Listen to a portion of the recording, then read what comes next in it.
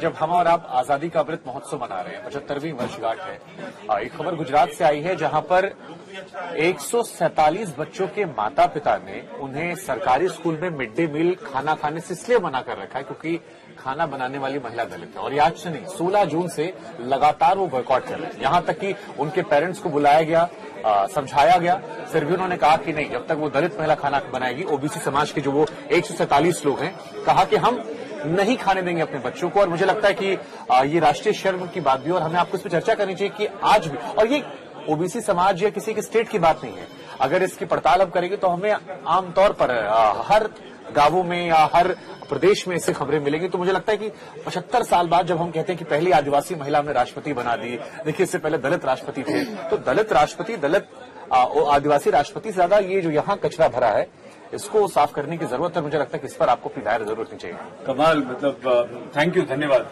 शुभांकर, आपने इतना संवेदनशील, इतना अच्छा मुद्दा उठाया और हम लोगों को बता भी दिया। आमतौर पर होता ही है कि जब हम लोग खबरों का चुनाव करते हैं और खबरें दिखाते हैं तो कुछ ऐसी खबरें जो समाज को बांटती हों, समाज में विद्वेष पैदा करती हों हम लोगों में, तो उनको थोड़ा सा ज्यादा नहीं दिखाते।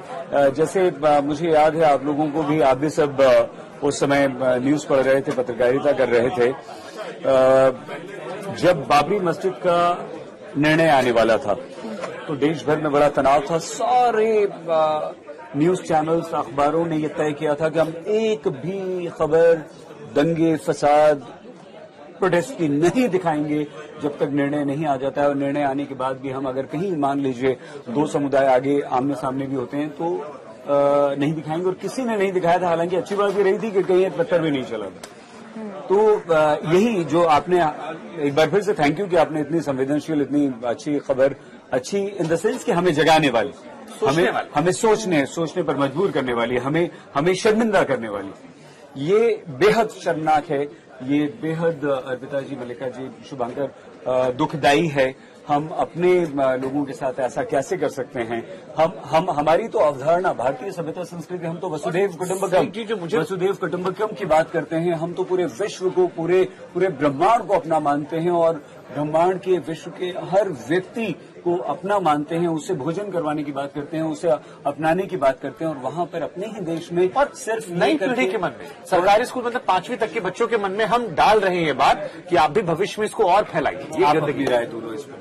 मल्लिका, आप कुछ बोलिए। मुझे तो आप केवल मुस्कुरा रहे हैं, चलेगा नहीं। नहीं, मैं मुस्कुरा नहीं रही, ये आपने बिल्कुल ठीक कहा, बहुत संवेदनशील ये मामला है। मुझे ऐसा लगता है सर, जब बनाने वाला फर्क नहीं करता तो हम इंसान क्यों फर्क करते हैं? और ये वाकई बहुत गलत है। और माता पिता के लिए मुझे ऐसा लगता है, एक इंसान, हम जब बड़े होते हैं तो हमारी पर्सनालिटी डिफाइन होती है सर, हमारे जो इनिशियल ईयर्स होते हैं, जो हमारे माँ बाप हमें संस्कार देते हैं, जो स्कूल में हम सीखते हैं, जैसे माहौल में हम बड़े होते हैं, वो हमारी पर्सनालिटी में रिफ्लेक्ट करता है जब हम बड़े हो जाते हैं। तो अगर हम बचपन से ही बच्चों के दिमाग में इस तरह की बातें, इस तरह का द्वेष, इस तरह की भेदभाव की भावना डालेंगे तो वो बड़े होकर किस तरह के इंसान बनेंगे? मुझे ये बात भी परेशान करती है। अच्छा, कई बार जैसे बहुत सारी वेब सीरीज हैं, जैसे वो बिहार की स्थिति रही हो पहले, या जाति को लेकर किस तरीके के देश में स्थितियां रही हैं, या धर्म को लेकर क्या क्या विवाद रहे, इस पर बहुत सारी वेब सीरीज बनी है सर।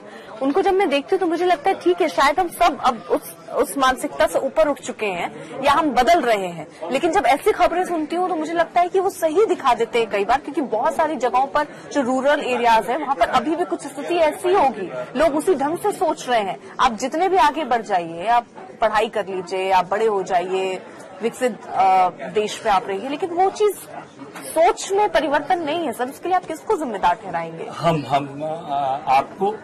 हम चारों को जिम्मेदार ठहराएंगे, हमारी पूरी सोसाइटी को, हमारे पूरे समाज को जिम्मेदार ठहराएंगे। इसलिए ठहराएंगे कि अफसोस होता है, ताज्जुब होता है। बहुत अच्छा वो हम कह रहे हैं, शुभांकर ने ये खबर हमें बता दी, इसकी तरफ आपको और हमें, देखिए हम सब सीरियस हो गए, हम सब परेशान हो गए।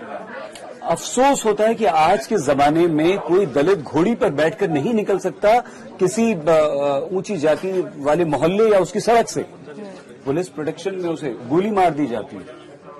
एक वो मैला ढोने वाली प्रथा थी हमारे देश में, बड़ी मुश्किल से उससे हमने पीछा छुड़ाया। अभी भी रह रहकर आती रहती तस्वीरें, मनाही के बावजूद भी आज भी आती है वो।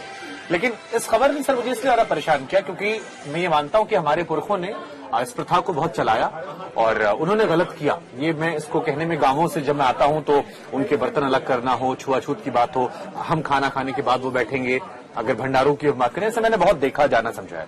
लेकिन मुझे लगता था कि शायद नई जनरेशन में ऐसा नहीं होगा। आज संजीव पालीवाल जी से बात कर रहा था मैं, उन्होंने कहा देखिए हम दिल्ली में रहकर ये बात कर लेते हैं कि दिल्ली में काम वाली बाई से हम नहीं पूछते हैं, क्योंकि अगर पूछेंगे तो घर में काम करने की व्यवस्था गड़बड़ हो जाएगी, हमें मजबूरी में होता है। लेकिन गांवों में जो दादियां हैं या जो बाकी बुजुर्ग हैं वो आज भी देखते हैं कि कौन बना रहा है खाना, उस हिसाब से हम खाएंगे।